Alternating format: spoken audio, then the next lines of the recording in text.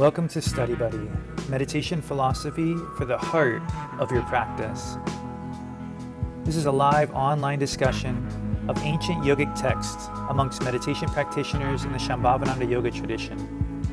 My name is Acharya Satyam, resident teacher at Konalani Yoga Ashram in Hawaii, and I welcome you with love and respect. The focal point for the last half of the sutra was pretty interesting. I thought it was really fruitful, and I, see how it felt for you. Jaya, would you mind reading this quote at the top for us? If that's convenient. Swami Lakshmanju comments, when your consciousness is resolute in finding the timeless point, then you are said to be kalagra saikata para. So this timeless point, we explored it in a really fun way, sort of looking at some science, and talked about how when you talk about space and time in terms of science, there's this concept of like density tends to change time. And without going all the way into it, the idea was that if you meditated for a year at the edge of a black hole, it's so dense and it changes time so much that you would actually have missed 250,000 years here on Earth in 1 year. That would be the dawn of all human civilization as we know it, from Neanderthals till now. And then we zoomed out and we said, from this perspective of, say, like yoga or Hinduism in general, Brahma, or just like these main three deities, occupy they're so vast and they're so I guess I'll stick with the word vast, that they actually bend time as well. The idea being, if you were to sit at the feet of Brahma, which is like a deity like Shiva, for a year, according to the math in Hinduism, then the number was too big to comprehend. It was 311 trillion years would have passed here on Earth. So 23 times our entire universe as we know it over again. Impossible to comprehend. The point being was that you're not going to beat time on this level. There's another way to understand time, and that's this vertical level. And that there is a timeless point in between every breath, in between every word we speak, or every step, or every movement we make. We're so lucky to have all these different ways into this concept. That if you can find the present, then you've found the vastest, densest, most unfathomably large, quote unquote, black hole, or any kind of concept you want to attribute to it. The present is bigger than any object. So even the number 311 trillion dwarfs compared to the present. And we have this capacity at any point that we can latch onto the present and we can experience something way bigger than our minds can even comprehend, which is something that the yogic tradition says over and over and over again.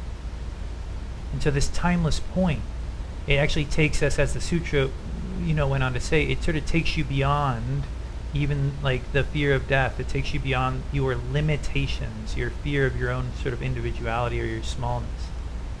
So let's take that 2 minutes to breathe and to try to feel the present, the timeless present, while we write about it. And I know you're like, well, I just want to meditate. You should. You can do that. But I will also say that a part of the practice of philosophy is learning how to let the internal and external worlds interact in a surrendered way. And so writing, while having internal focus, is actually an advanced practice. So you're always welcome to pursue it in any way you want, but just letting yourself feel inside, find the present with a breath or two right now. It's really easy to do for a moment. It's like anybody can find the present for a moment. And then try to be with that present, try to sit with that present while you write. Doesn't matter what you write, as long as you're feeling while you write. And so 2 minutes.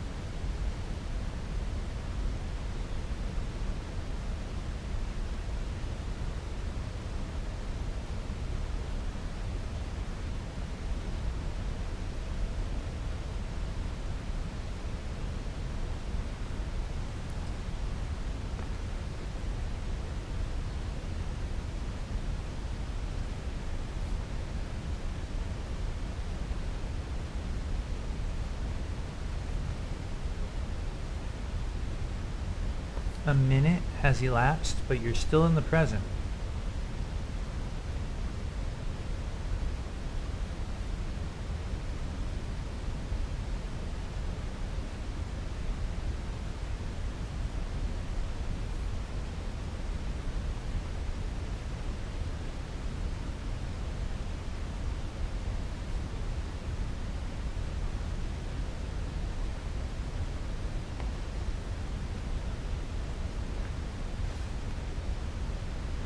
How does your experience of time change when you're present?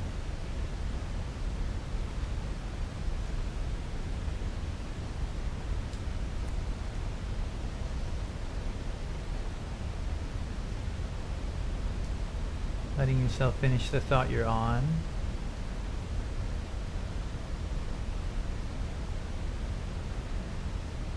And then taking a moment to reread at your own pace whatever you wrote. Appreciate it. So, I don't know, I've been using a lot of mantra and feeling the space between each mantra, like it's like a moment as well, not just the resonation of the syllables, but the space as well. So, um, yeah, so I wrote occupying a space because I just felt like I was just occupying. I wasn't doing really much of anything. I'm just occupying some space right now, just sort of feeling with that.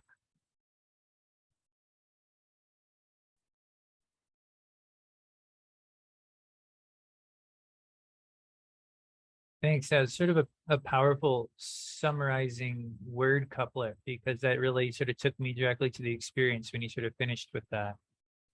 The feeling of just occupying the space, like there's nothing we have to do to be present per se. In fact, most of the stuff we try to do to get present tends to lead us out eventually. There's like a sense of doership to that. And so this feeling of just like occupying space feels like a pretty powerful practice to be present. Thank you.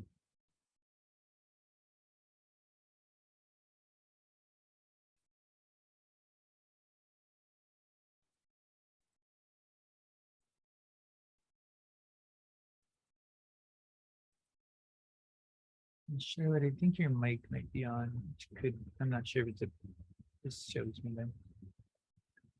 Okay, cool. Go for it, Bob. Okay. Yeah, I was thinking about Hamsa meditation and how the experiences that you have in between the hum and the sa,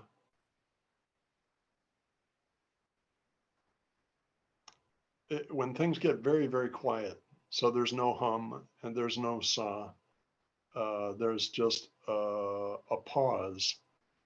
And the pause, if you don't react to it, it just expands. And till the point where your mind goes, huh, what's going on? And then you come right back. But that's my experience with Hamsa meditation. Thanks, Bob. Let's try that for a second. I like how you described it. If you don't react to the pause, it expands. Just take a couple of breaths on your own, everyone, and just sort of feel with that.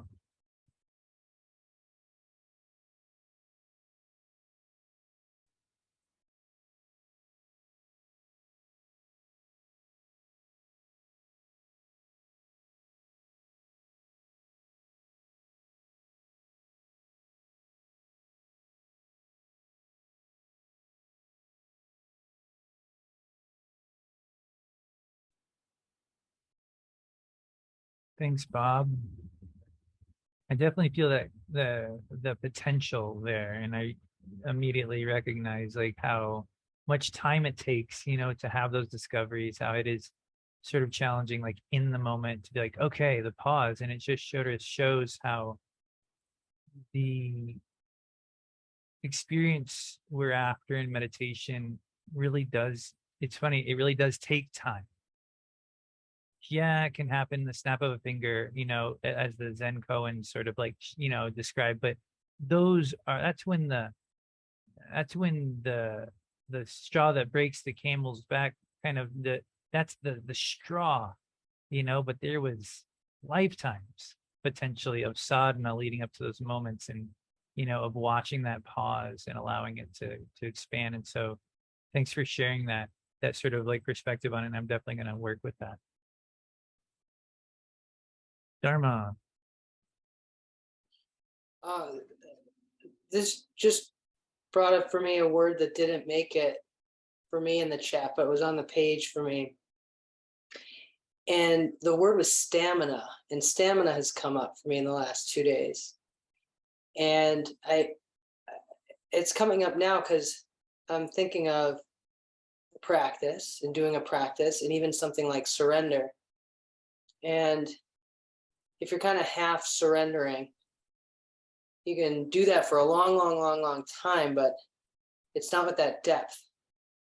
But if you're surrendering deeply through your practice and you develop stamina to do the practice, this actually has to do with time, not with timeless, but this idea of stamina and being able to sort of maintain, for me, I guess I do connect it to the timeless, because it's that that focus piece, and it's being able to stay present and connect moment by moment awareness, sort of in that unbroken space, which is that timeless. So I'm thinking of stamina. Thanks, Dharma. Yeah, I'm just sort of like scanning through that sutra, because it was interesting in the sutra when it actually talked about this concept over here, because in the paragraph before this, which is the one I'm trying to pull up, sort of taking a while, it said basically like in time, like if you can do this, then over time you will realize it. One sec.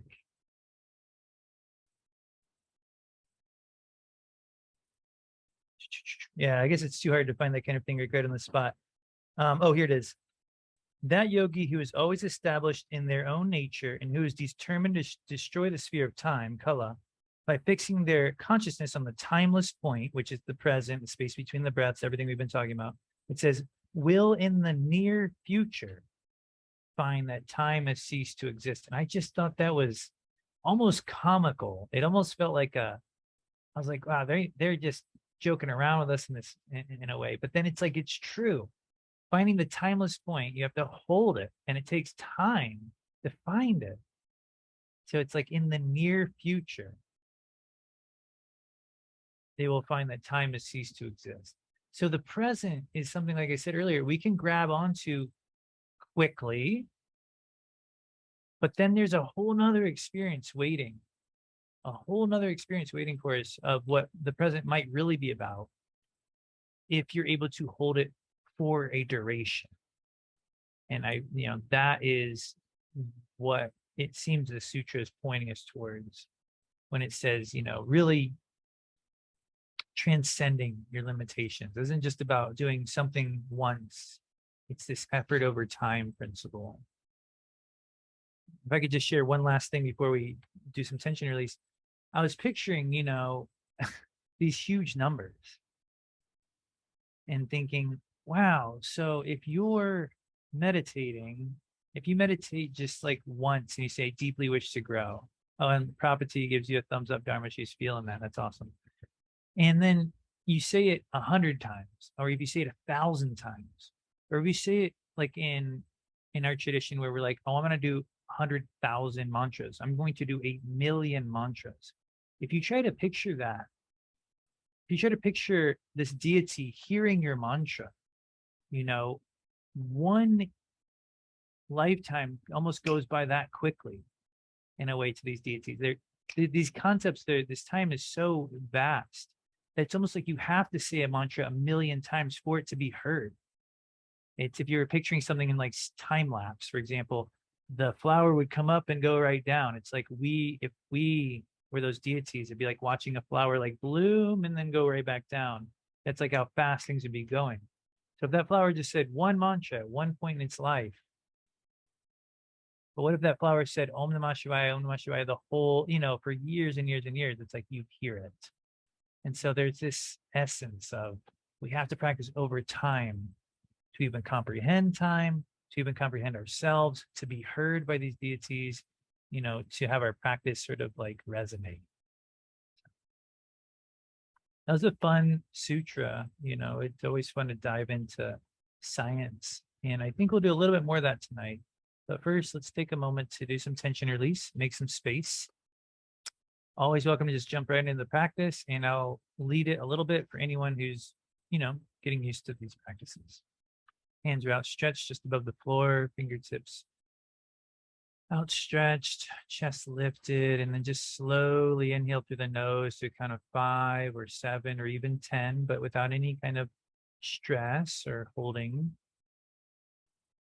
And then try to hold your breath in the heart for the same length of time, feeling any tension there, any sort of crust or residual residue, just sort of breaking up. And then try to exhale for the same length of time, visualizing a smoky or ashy substance flowing out of the heart, down the arms and out the palms and fingertips. So make the pranayama part of your practice as you inhale for a certain length, counting as you breathe. Holding the breath for that same length of time, whatever it is, and trying to feel that breaking up of crystallization in the heart.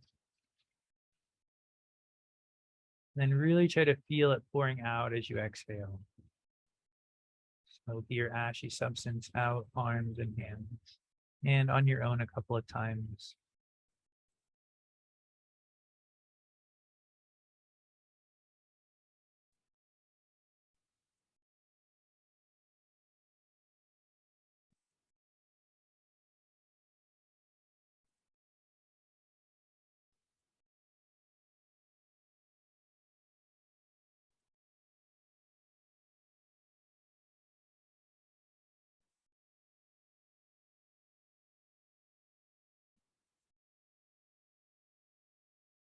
Go ahead and flick out your fingertips, wipe off your arms after your next exhale.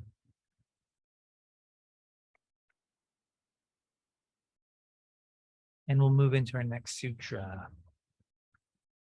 Bhūta-kañcukī, tadā, vimukto, bhūyaḥ, pati-samaḥ. Try it with me.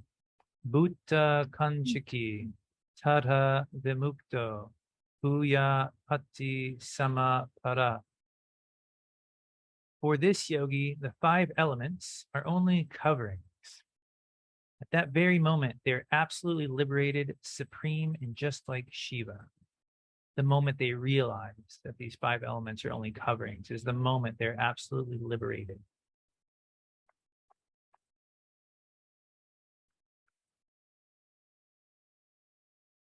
I'd like to just sort of introduce just quickly a concept that helped me with this sutra, might help you as well.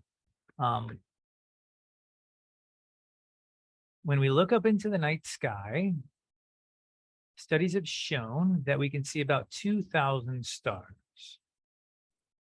Maybe you knew that with the naked eye. But it's funny because I don't ever recall seeing 2,000 stars. I recall maybe seeing a constellation, or maybe the Milky Way, or like, wow, it's a lot of stars. But I don't ever think I saw 2,000. How many stars we see sort of depends on how we're looking at them. And the more detached we are, the more surrendered inside we are, the more we see. See, the world around us is really just as sparkly as the night sky. But in both cases, it's hard to see the vastness all at once. And to experience that vastness, we have to zoom out. We have to employ our practice and surrender to get a glimpse of what's going on around us. So, try it for a moment. imagine that you're looking at the night sky right now. So don't just focus in on the monitor in front of you, or the person talking on it. See that, but then see the room around you. And then what's around the room? You. Physically, you are around the room, and yogically, all of this is happening within you. Can you feel that? Can you see this room like the night sky, like trying to see all the stars? But you can still hear me. You can still see what's happening on the screen. This is an experience of detachment. And it shows you that detachment, or as we would call it, surrender, is not obviously pushing away, it's actually encompassing. And that when we detach from something, we actually see more of it. We actually interact with it at a deeper level. And the sutra teaches that when we detach from the body, we actually have a more Shiva-like experience of it.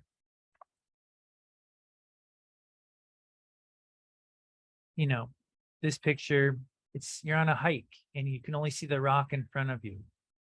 It's a very limited experience. You're at work, you can only see the spreadsheet in front of you. It's a very limited experience. But if you can zoom out, you actually see a lot more of what's happening around you. You can see you're almost home, or you can see you're almost done with your project. Just one example, of course.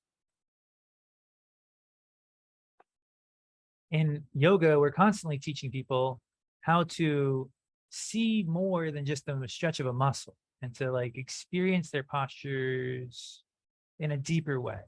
For example, in a forward fold, if you just see your hamstring stretch, studies have shown you're on the path to hamstring tendonitis.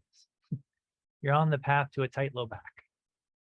But if you can zoom out and see the 2,000 stars, 2,000 points of light of the experience of the posture, you get so much more, and that's something you have to practice and you have to learn how to do. You have to be given the path to that.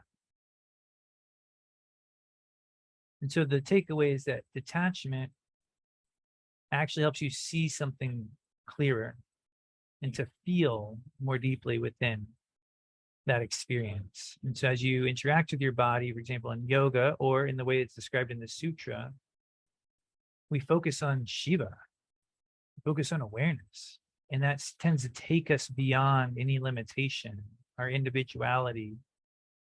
And that the sutras say, hey, I know this sounds challenging, but if you can do it for even the blink of an eye, we're going to read that in a moment, then you got it. So if you can sustain this experience of seeing the vastness while still seeing the screen in front of you, if you can really do that, and if that experience lands in you for even just a moment, it says, then you got it.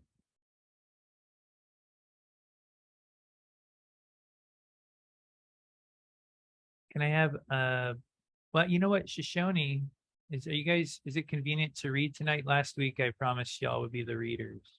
Looks like the mic might be far away. Oh, go for it. Yeah. So if you can see that on the screen, give it a read.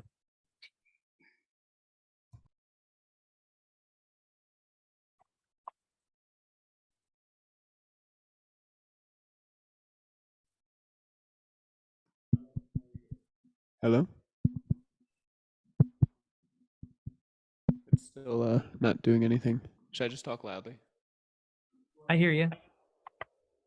You can hear me. Doesn't seem to be on. You're good. Okay.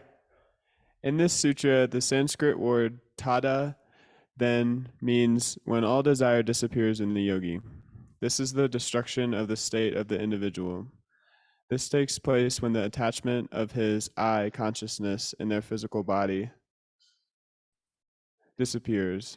When this occurs, they are said to be Bhūta-kañcukī, covered by the five elements. not Bhūta-kañcukī, holding the 5 elements. This person who is covered by the 5 elements thinks, I can take off this physical body at any time I like. This body is just a case covering him. They do not insert their consciousness into that body, which covers them, so they are absolutely free from that covering. As such, they are completely liberated.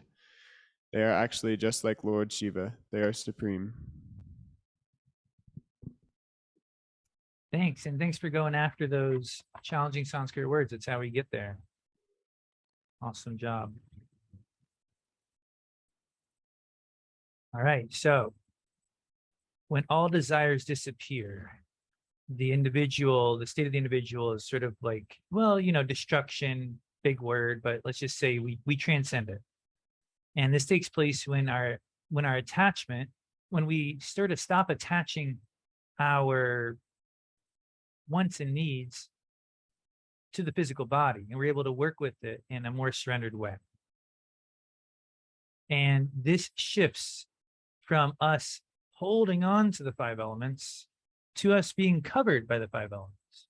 It's almost like if there's, in the sutra, it says it's like a blanket. A blanket covers you, and you can just sort of take off the blanket. But if you're gripping that blanket,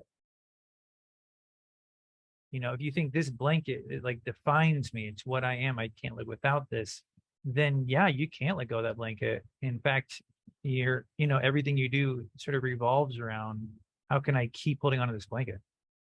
And that limits us.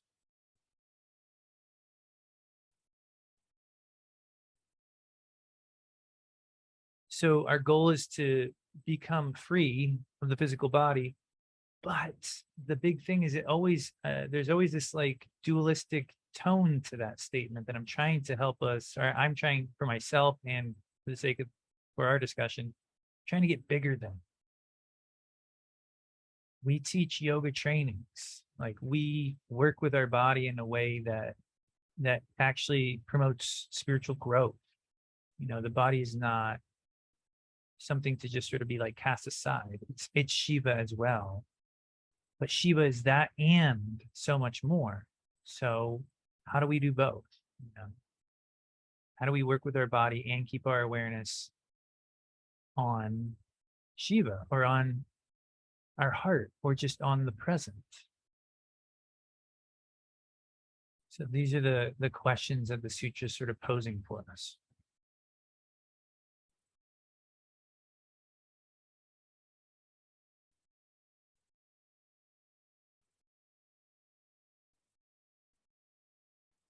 So do any of you have experiences in your sort of job or hobbies, where you feel like you directly encounter this juxtaposition of the body, being like, if I work with it well, I can feel that this is like a productive relationship. And if I don't, then I sort of get like dragged down.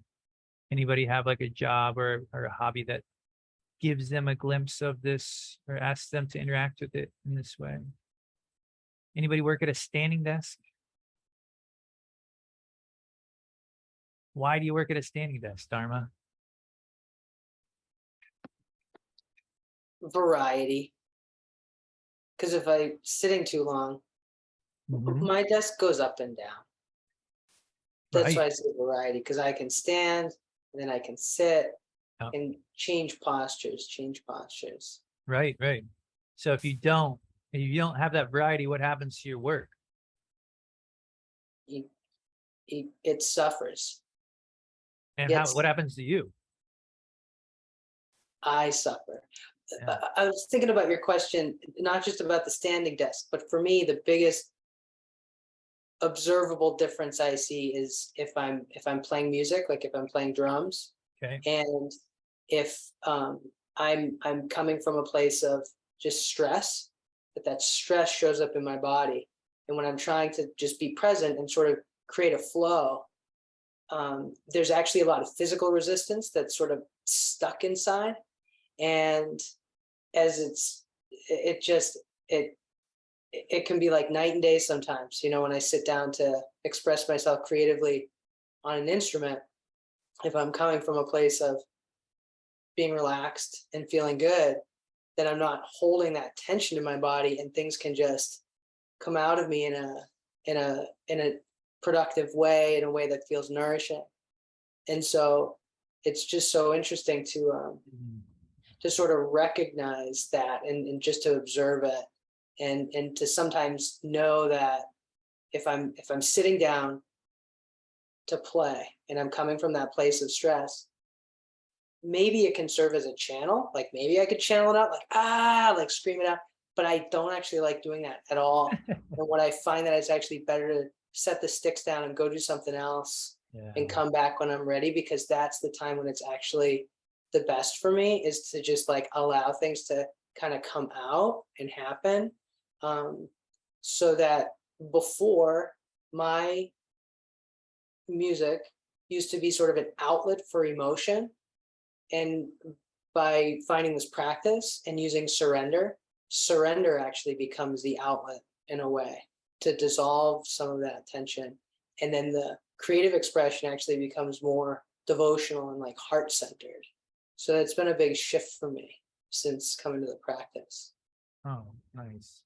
Yeah, I remember when you were teaching me drums, rule number one was to find a relaxed stance, a relaxed seat, a relaxed way of holding the sticks, and that's going to be the path to your highest capacity physically, and as you mentioned, creatively. And that takes a self-consciousness of your body. How do you know if you're relaxed? You have to observe the state of your experience. You have to observe your body objectively. How do you know when to stand up at your desk if it goes both ways? You can't be like lost in the email that, then you just are already suffering. You don't know why. But if you're checking in and you're feeling throughout and objectively seeing your body, then you know when to stand up, you know when to sit down, and then that creativity is there for you after, the work's done as well. And so it's this sense of like zooming out, detaching is not pushing anything away. It's actually how we take care of things. It's how you know how you're doing. It's just this weird thing in our mind where we think detachment is cold. It's a rejection. And it's like, no, that's why Rudy probably changed the word to surrender, because it invokes this feeling of like self-care and a feeling of just sort of being cared for.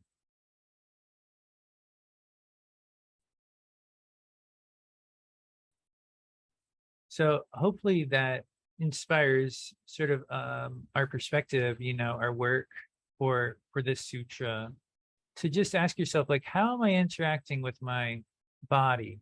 And does observing my body, does feeling it, am I pushing it away when I do that? Is that what that feels like? Or when I observe my body, do I actually feel like I'm seeing it better? I'm feeling it clearer. And that zooming out, that 2,000 stars in the night sky concept is a way we can also do that visually within our environment.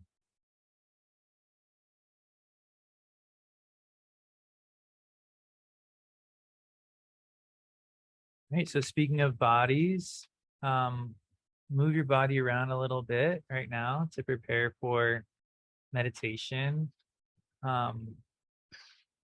This is exactly that moment, right? How do you know how to move your body right now? Are you just going to do that same old thing, that same old twist? Yes and no. Do the same old twist, but then pause and just sort of be in it for a moment and just feel what you're doing and how it's benefiting you or maybe not. And that usually will inform you about how long you need to be in it, what the next movement is you need to make. So take the next 30 seconds and just do some movement that's just based on feeling what you're doing while you're doing it.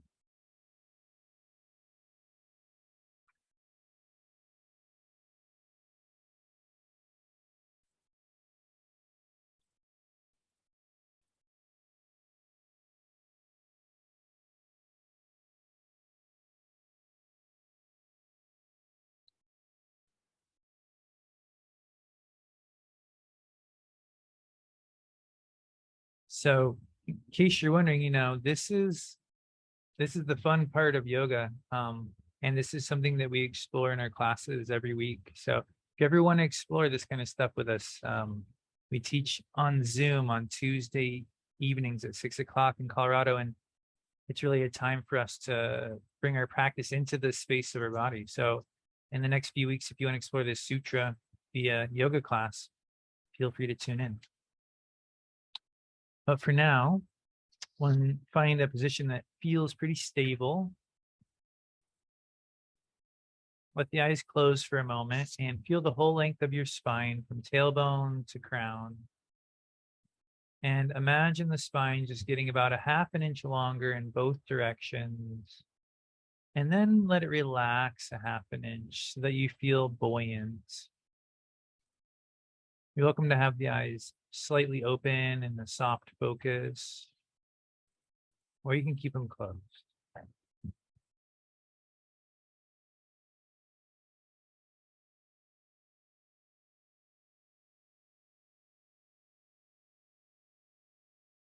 So the physical body is a balancing act. It's never done. Even stillness is never finished. Perfect stillness is not a stone statue. Perfect stillness is like a flower just poised.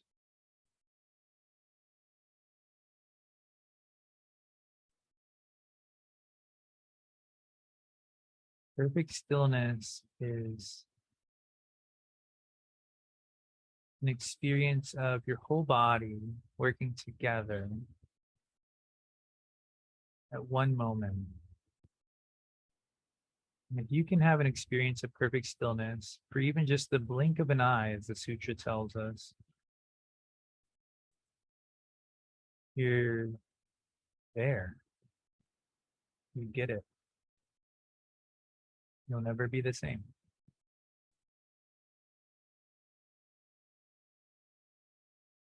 How we arrive there is not by gripping, it's by surrender.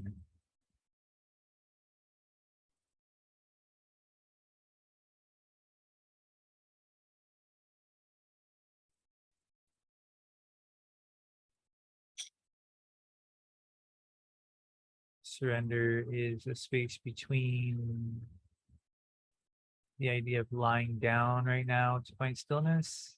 Not quite that. It's also not quite holding stillness with your will. Somewhere in between. And it's a creative endeavor. For you to be perfectly still right now is so far beyond any cue I could ever give. So far beyond just following a cue. It requires every ounce of your being to be pointed in the same direction.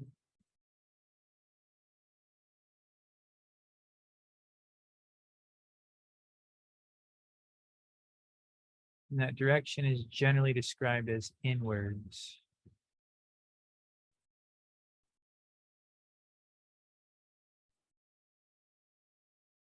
Or upwards.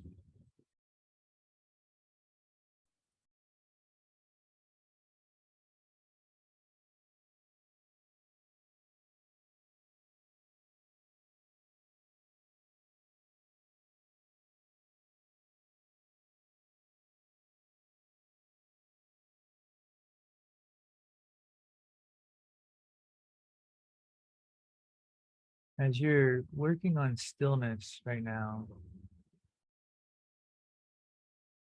you find yourself observing your body.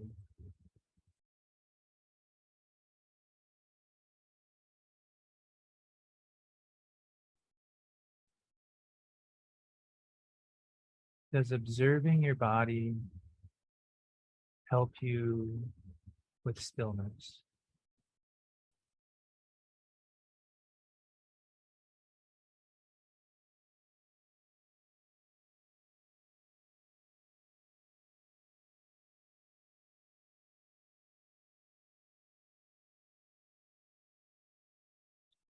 Does being still make you separate from your reality, from the world around you and within you? Or does being still somehow unite you with this reality?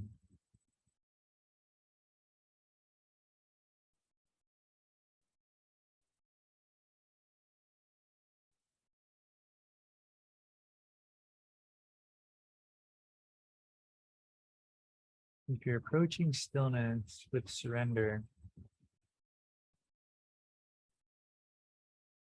then all of your work is helping you to dissolve tension, obscurations.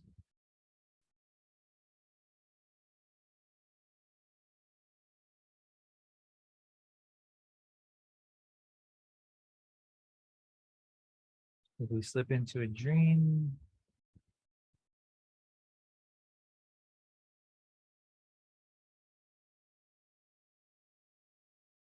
we have to quietly and gracefully let go of that thought wave and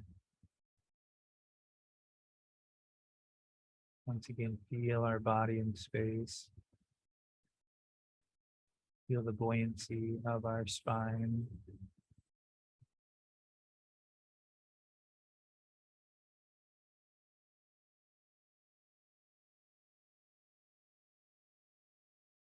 The quality.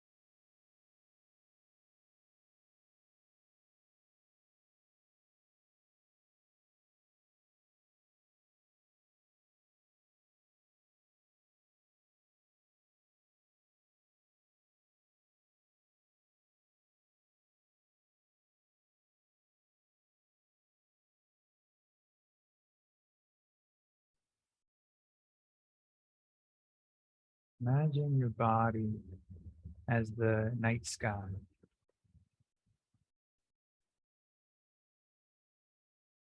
And when you feel your body from the outside in, just as you feel it right now, maybe one little constellation that stands out to you, maybe a knee constellation or a low back, this or that. It's all right. But use each breath to imagine more stars around those spaces you can feel, around those spaces your mind easily attaches to.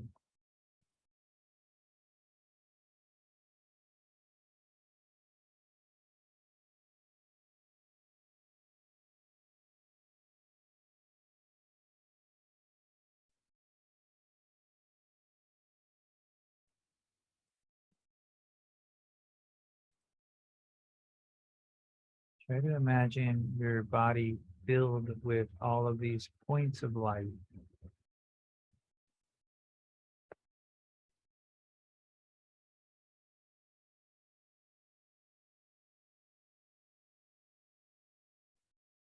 Try to feel the wholeness. Try to see the whole sky at once.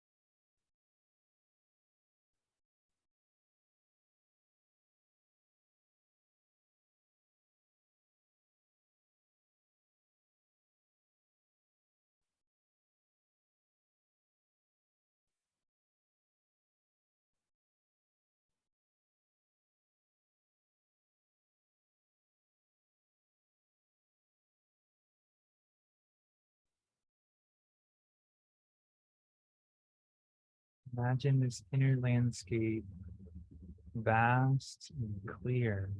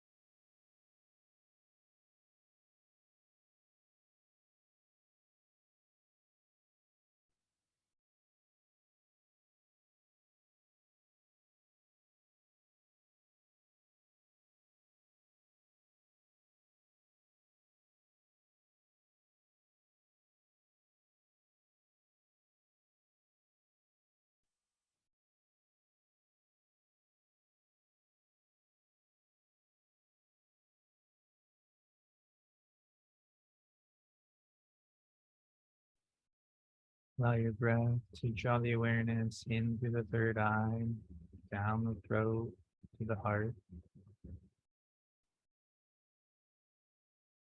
As you exhale, try to feel that vast, clear space of the heart.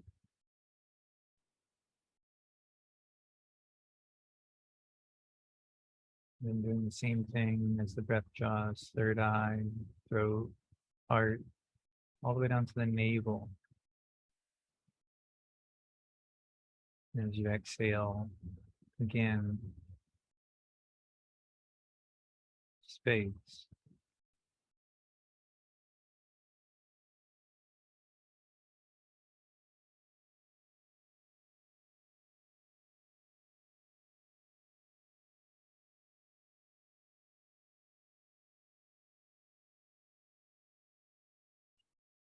You can repeat that or draw your focus to just the heart or the navel repeatedly. Letting awareness draw in. As you exhale, expanding beyond our limited experience of the body.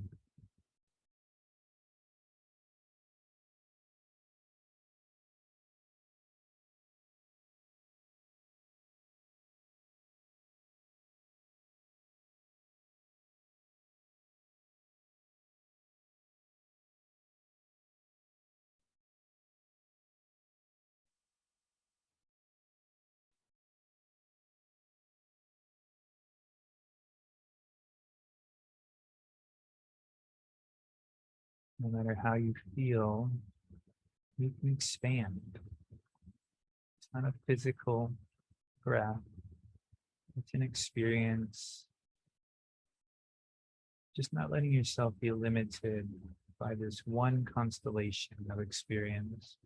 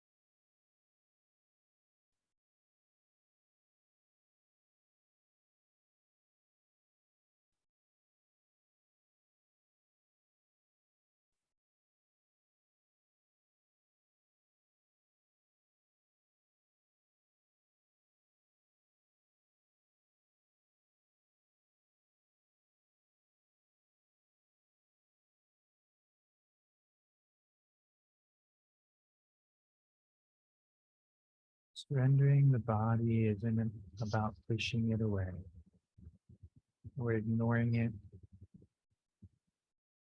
It's embracing it. It's encompassing it. Just like right now, that you feel more expansive, that you feel your body at the same time. But you're more than that. The body is Shiva, and Shiva is even more.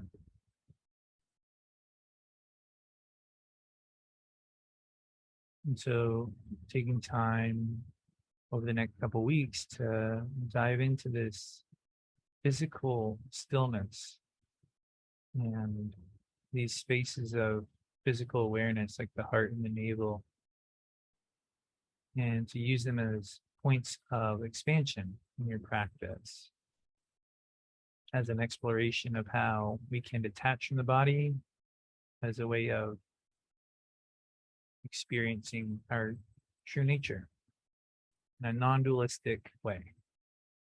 Namaste, everyone. Thank you for your awareness. Working on that together. So have a great rest of your weekend. And next week, be sure to tune in. We'll be hearing from Uma and Natarajani on a presentation about creativity and within the scope of our practice. So that should be a lot of fun. So that'll be next week. And then we'll revisit this sutra 2 weeks from today. So see you soon.